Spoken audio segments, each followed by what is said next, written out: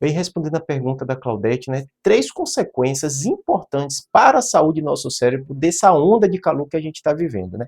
A primeira é relacionada ao sono. Invariavelmente, quando a temperatura está muito alta, o nosso sono é prejudicado, porque a gente precisa, para dormir, uma redução da temperatura corporal.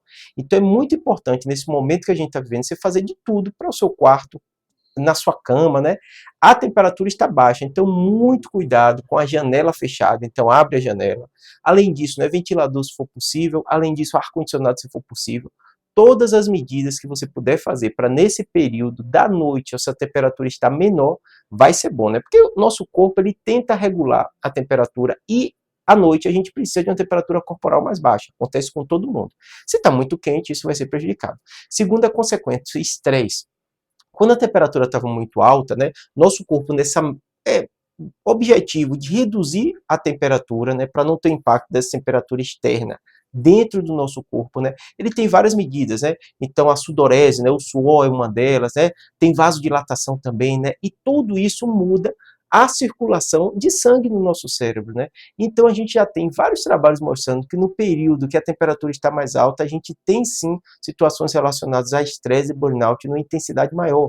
Por isso que às vezes a pessoa fala, né, tem até o termo leigo que a pessoa fala, fulano está com a cabeça quente, fulano está muito estressado, esse calor estressa, né? Realmente dá isso, né? Outra consequência que é a mais grave e mais importante, em especial para a população da terceira idade, é que quando está muito quente, né, a gente tem um risco de desidratação. Porque tem uma região do nosso cérebro que a gente chama de hipotálamo, né, que ela regula a temperatura corporal para não subir muito nem reduzir muito, independente da temperatura externa, porque nosso corpo ele precisa de uma temperatura para funcionar bem, né? E com isso ele começa a liberar suor. Nisso que libera suor vai água também, né? Então a desidratação é um problema muito grave que acontece muito frequente nesse período do ano, nesse período, nessa onda de calor que a gente está vendo. Em especial a população da terceira idade, ela tem um probleminha maior, porque o centro da sede, que a gente existe no cérebro, ele está um pouquinho alterado, então às vezes a pessoa não sente sede, como sente o mais jovem.